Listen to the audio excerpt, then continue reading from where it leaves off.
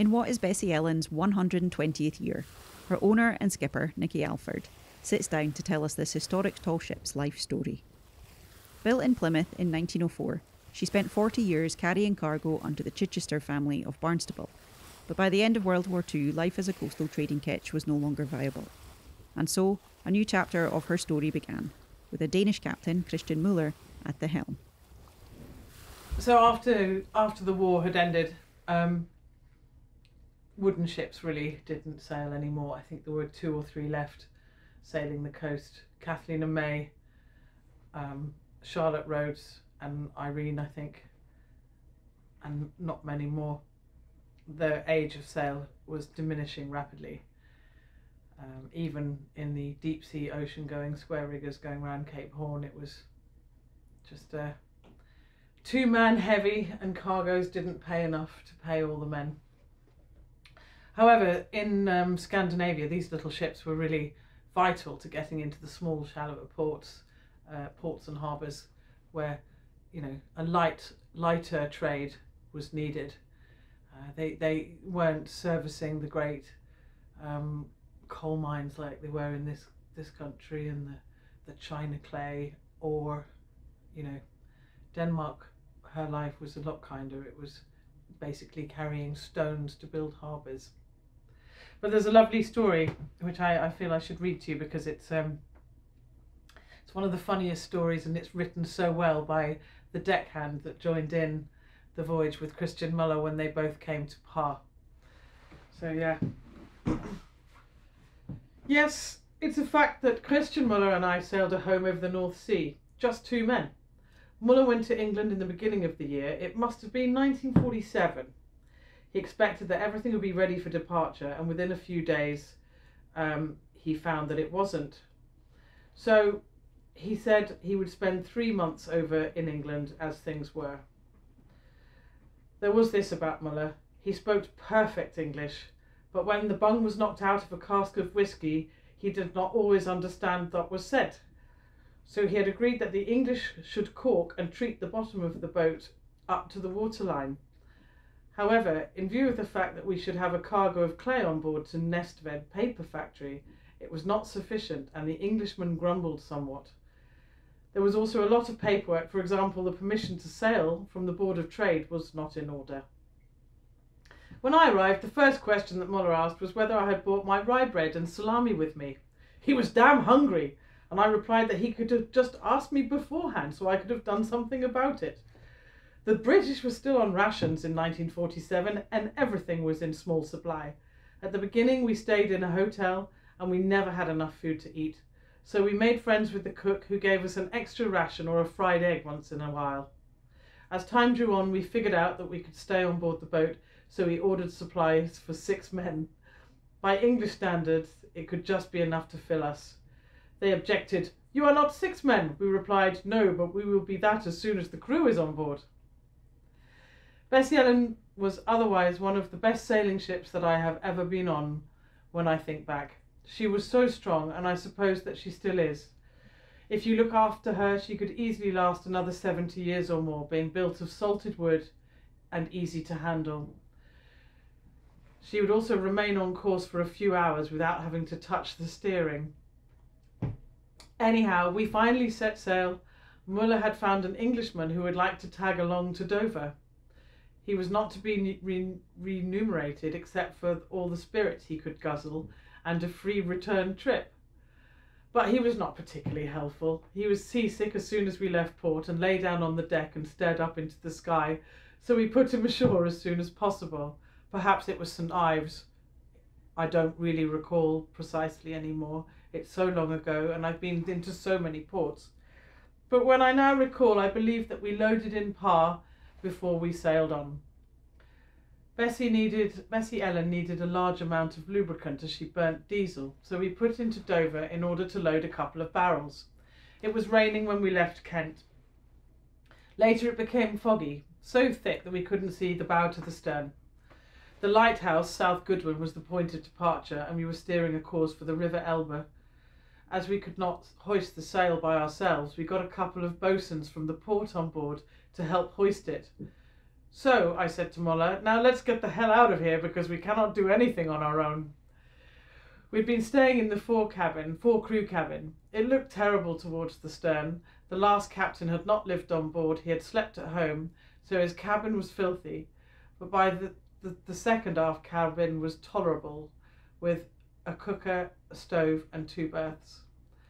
I think we spent 2 or 3 days to get across the channel. The fog was thick all the way. Suddenly we discovered a lifeboat that was adrift. It was a fairly large vessel, about 17 to 18 feet, I should think, and it was full of sailors' belongings and other goodies like a mandolin or whatever it is called. Moller said, "What do we do with it?" "Well, let's see. We'll sail quietly around it."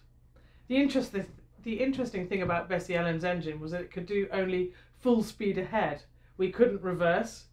Even if we had to, there was an infernally long rod that you had to pull at whilst thrusting your legs with all your might. If you ran the engine at half power, it would stall. I said to Moller, "We'll sail around it. I will gather some shackles and other things so we can hook the lifeboat when we're aside her." And so we did. At first we gave her all the rope we had. Later on we got her aside and unloaded her goods. There were many suitcases and emergency rations that we tasted later. They tasted like hell, so we put them aside. There were oilskins and 8 lovely sweaters. Those we stole. We found some letters in one of the suitcases, among them some love letters that I sat and read aloud to Moller up in the wheelhouse while I occasionally played the mandolin or banjo or whatever it was called. We laughed. Later on, when we arrived home and given the stuff to the police, we were told that a boat came from a Norwegian vessel that had hit a mine.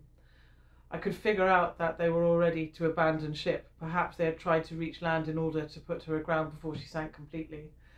But then the tow line broke and the plumb line jammed between the rudder and the bow. They had no chance to fiddle with her, but we got her in tow. Moller suggested that we should try to get her up on our deck, but we had to tow her through the Kiel Canal. We agreed to pay the couple of kroner it would cost instead of sailing the long way round north of Skane. Because of the fog, we never saw a thing after we had set a course for the River Elbe in Germany until we had arrived.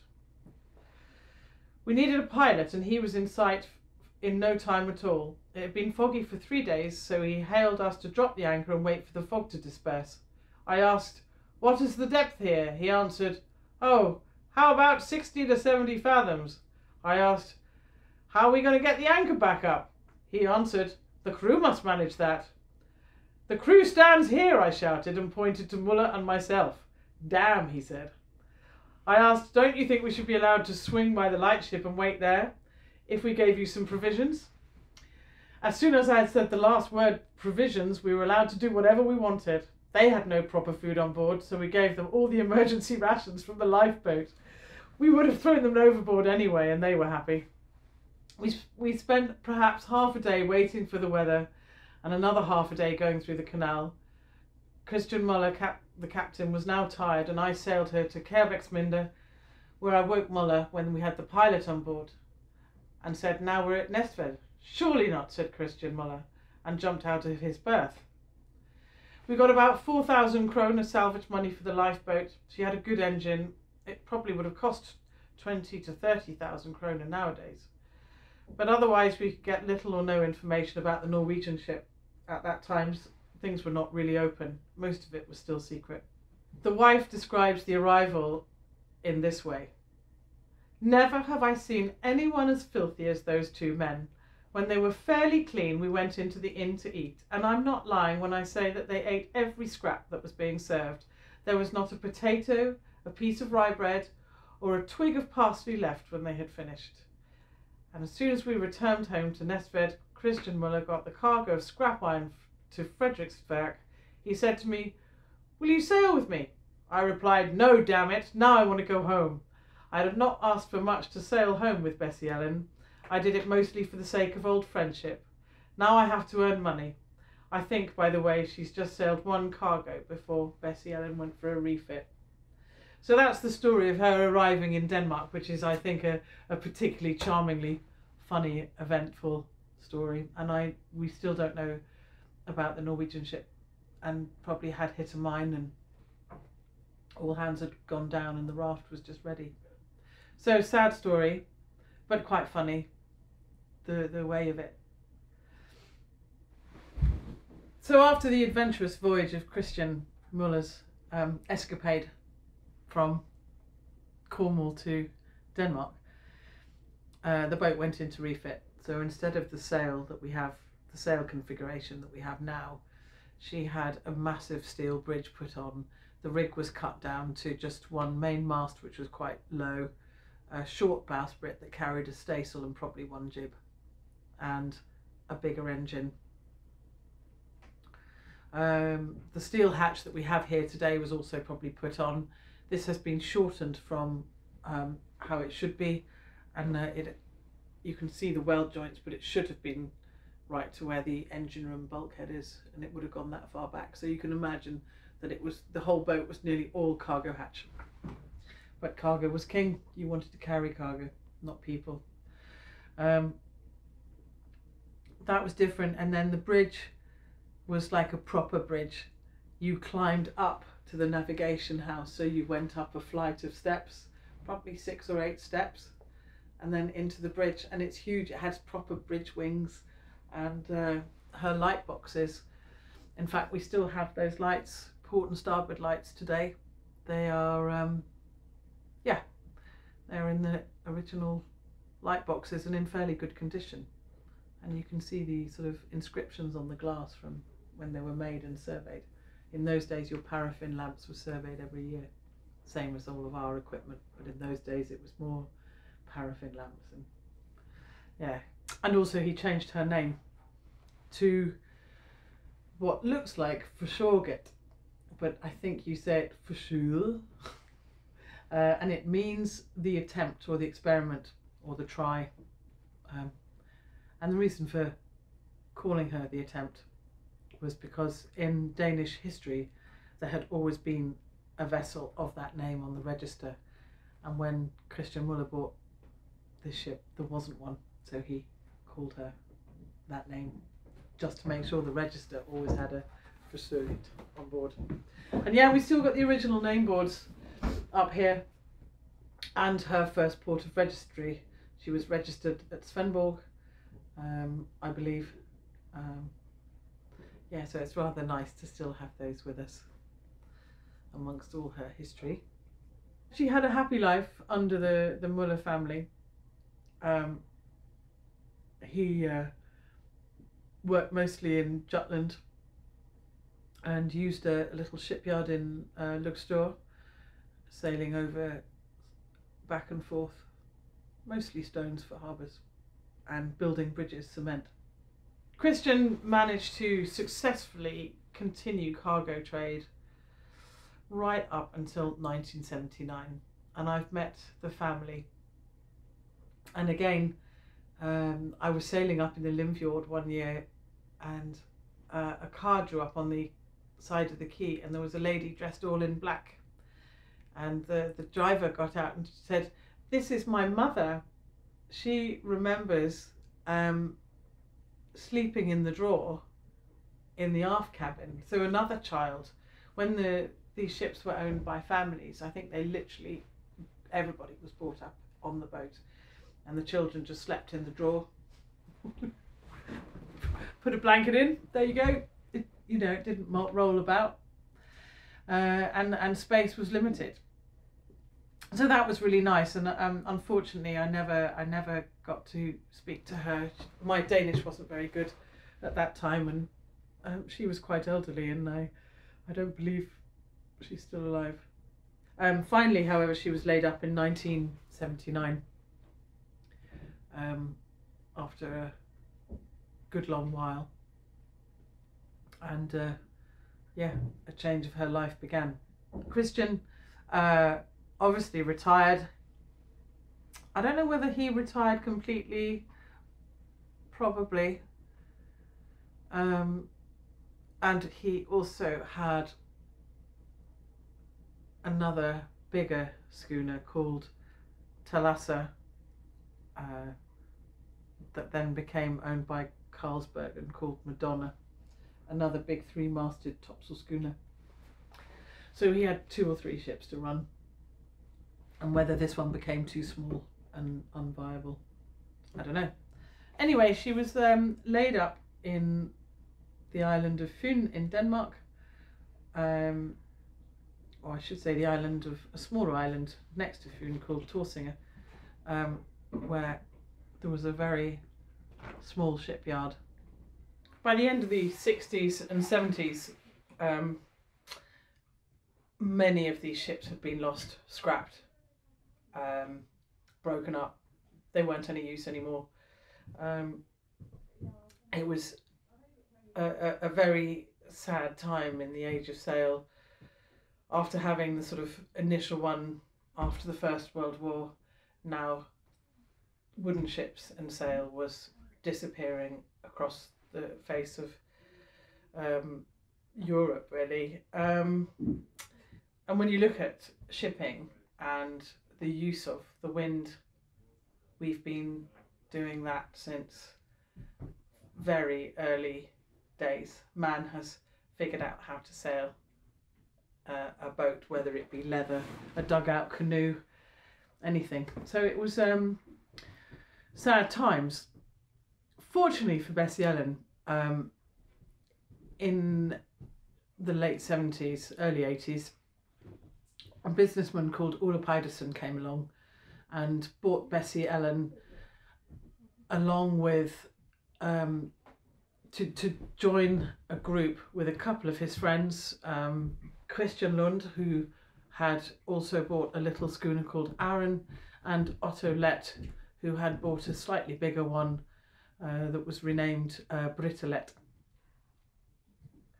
The three of them got on really well, and their focus and drive and ambition was to stop the reduction and the loss of knowledge of timber sailing ships. And they were lucky. They bought them straight out of trade. The skills were just about there, and they were able to find shipyards, each one done in a different shipyard, to carry out this sort of refitting and rebuilding of these historic ships. So between Christian, Otto and Ole, in each different town in Denmark, they started the rebuilding. Each one started a project to rebuild these ships. And in actual fact, Ole was doing this as well as trying to run a business, whereas the other two had dedicated their full-time life to restoring sailing ships. I think Ole owned an oakum factory. An oakum is what we cork in between the planks. It's that hair-like rope that we use for sealing or packing the timbers tight together and then sealing with pitch. I think he owned an oakum factory. He was a very, very lovely man, and I was fortunate to meet him and talk over projects and plans and what I was going to do. But yeah, he did an amazing job. He basically saved the boat and carried out an awful lot of the repairs of which stand today. He put on a new deck, he cut down the cargo hatch as it is today and set it in. He put in a number of new deck beams. He replanked a lot of the topsides, not so much underwater, but probably 30% of the topsides. The topsides are the hull between just under the deck and the water, so the water line up, what you call the topsides. So he did quite a generous amount of work there, making her strong, and you know, using really good Danish oak. Then he stopped work for a while. I think he was too busy with his own factory, and realised he wasn't going to be able to dedicate the sort of full-time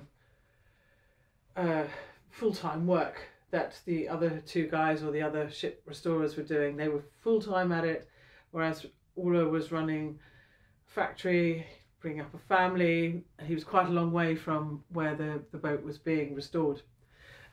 He was, however, very astute in realising that it was it was under his charge and he had to keep it good. So he made this most fantastic steel framed cover for the boat with a thick plastic tarpaulin, and she lay under that for 22 years. And it was so good, it withstood every storm, you know, every hot summer, and it kept the boat bone dry under. He unfortunately never got to sail her as his restoration project, but what he did do was leave me the perfect boat to start a project with, because he'd done all the background work. He'd put the new deck on, like I say, he'd done some replanking, he'd put in fuel tanks, he'd put in you know, shower trays. He'd got a really good plan of how he was going to work. Basically, when I bought the boat, I had the perfect structure just to go, oh, I can do this. We just got to rig it and let's go. Little did I know. I thought so. Anyway, no, he was a tremendous character, and the fact that he had covered her up so well, no rainwater got in, she was dry as a bone. That is until the time that he'd put in a load of concrete ballast where we are sitting today under the floor, and it was iron punchings with cement poured in blocks that could be lifted in and out. However, she sank, I think, sort of in the mid-80s, late 80s, and of course it wasn't very deep, so they just pumped her out and floated her off again. But of course the salt had got into the concrete, and then it started to rust the metal punchings. But we'll get to that story in a minute. Laid up dry, he continued to look after her and maintain her, but then I think it got too complicated, and the shipyard owner, Peter Ring Anderson, just told him not to worry and that they'd put her on the market. And then she's put on the market. Ole Pietersen came to England, to North Devon, and he collected and collated an awful lot of the old photographs and history. He managed to go to Braunton and find a relation and get the logbooks, the cargo manifests, and a lot of that sort of detail that really should be in museums. And this picture behind me is actually taken, it's a photograph of the picture in the Chichester house taken by Ole Pietersen in the sort of early 80s. And we know there's two, and they're very famous pictures. Or the artist is famous. Unfortunately, we don't believe the pictures exist anymore. I think that they didn't realise the value, and they were probably thrown away. I remember meeting Edward Chichester, who was a policeman and was much more interested in golf than his father's boring old heritage of old sailing ships. And I do believe they were just thrown away, or might have gone into a junk shop. But yeah, these were painted by Reuben Chappell, and he was one of the great sailing ship artists, and a Yorkshire lad from Goole. However, he got terrible bronchitis and tuberculosis, and his doctor said, well, the best thing for you to do is to go to the West Country and live down there where it's warmer. And so he did. He moved to Par. Again, so Par springs up quite a lot in Bessie Ellen's history. And he would sit on the pierhead and paint boats and give the painting to the captain. And thus their name became known as pierhead painters. There's a fair number of them. You know, there's just well known for painting ships, and it's a lovely story. So there's two of these. There's this one sailing that way, and then there's a picture of her heavily reefed down, but it's sailing the other way. and the artist would always paint a pair and then try and sell them to the captain as to hang in the cabin or prided place in the home. So it's another link into her history. And nowadays, if this came up for auction, it's bigger than that in real life. It's probably about that size, and you're looking at £3,500 to £4,000 per painting. And unfortunately, I mean, it'd be my wish to know where this one is. And this was the picture that really drove me to buy Bessie Ellen. I'd never seen such a pretty line of ship, and yeah, got very excited when she was up for sale. But that's another chapter.